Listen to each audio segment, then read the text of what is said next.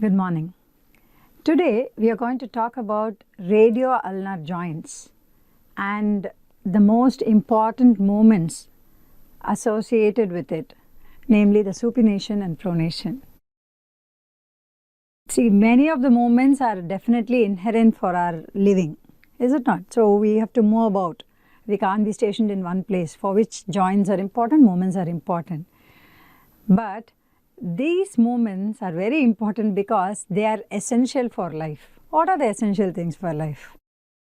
Airway, breathing, circulation, all these things. But no, most important is living. For us to live, we need to be nourished. So for us to get nourishment, we need to eat. And whether you eat with your hands or in the Western culture of eating with a spoon and fork, we need to take our hands to the mouth. So that hand and mouth coordination is very, very important for a successful nourishment, and that coordination is mainly by way of supination and pronation. So today we are going to discuss about a topic that's as essential as living, breathing, namely eating. Of course, other activities that we do with these movements, but probably personally I consider this as the most important activity without which we cannot survive. So with that, we will move on to the next slide. So under the competency based medical curriculum, this is covered under AN 13.3. You can just read out whatever I have written there, but what ultimately is conveyed is just like any other joint, the proximal and the distal radioulnar joints that we are going to cover has to be studied under the various topics, namely the type of the joint, the articular surfaces, the capsule, the synovial membrane, the ligaments associated with it, the relations, movements, the blood and the nerve supply.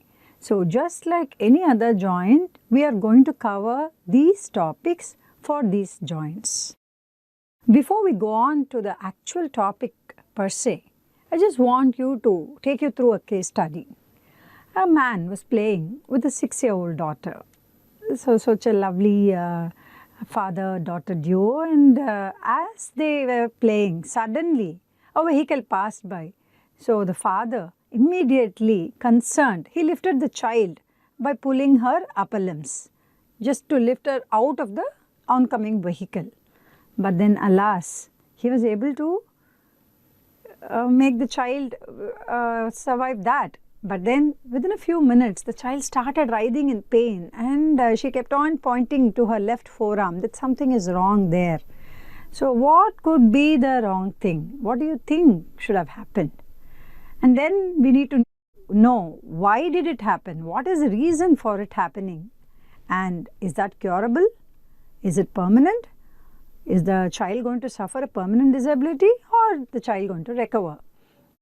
So these are the answers which we are going to seek in the subsequent slides. So with this, let's go through the slides, and then at the end of this, we may know the answer for this. So today we are going to talk about the radioulnar joints. Yes, they are the radius and the ulnar bone. Both are the long bones in the forearm for which the joints are going to be studied. So both being long bones, the radius is here, there is a laterally placed bone. You can see the phalanges, the greater and the smaller phalanx of the thumb. This is the metacarpal, the first metacarpal, and these are the proximal and the distal phalanges of the thumb. And here is the ulna, which is placed medially.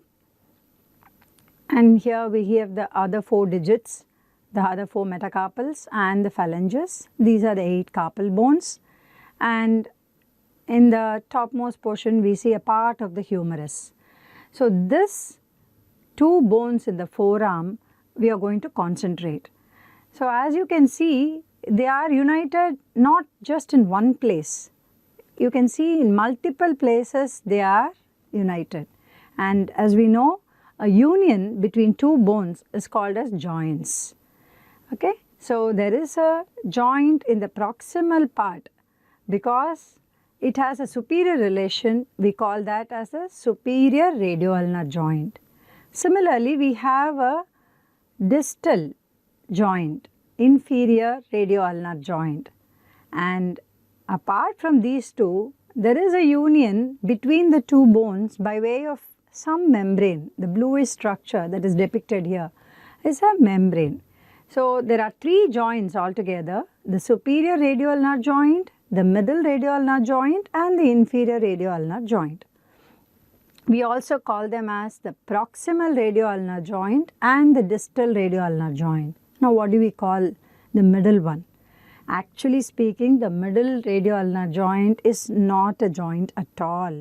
So, when you talk about radioulnar joints, we only talk about the superior and the inferior, or the proximal and the distal. The middle so-called joint is actually connected by a fibrous membrane, which is called as interosseous membrane. And so, it is part of the syndesmosis type of joint. Syndesmosis is the type of fibrous joint which is connected where the bones are articulated by way of fibrous structure. But then there is no actual movements between these two areas. The actual movements happen in the superior and in the distal area. So, therefore, though for all purposes we call them as three joints, superior, middle and inferior, actually speaking, the joints which are really important and where the movements are actually taking place is the proximal or the superior radioulnar joint, the inferior or the distal radioulnar joint. Both the joints are synovial in nature. We know there are three types of joints. Broadly, how do we classify the joints? We classify them as fibrous, cartilaginous, synovial. Of course, wherever we have more movements, it's usually the synovial, because as I just started with the topic, there are a lot of movements that are taking place here which are essential for life. So, it is synovial, and among the synovial, we do subclassify as various subtypes of joints in synovial, of which the superior and inferior radioulnar joint are pivot. Pivot means a centrally placed bone around which it rotates. So, there is an axis around which it rotates. So, that is the pivot type of joint, is it not? How do we have the pivot type? There is a central thing and then there is a rotation around it, of course along the axis. So, that pivot type of joint is the superior and the inferior radioulnar joints.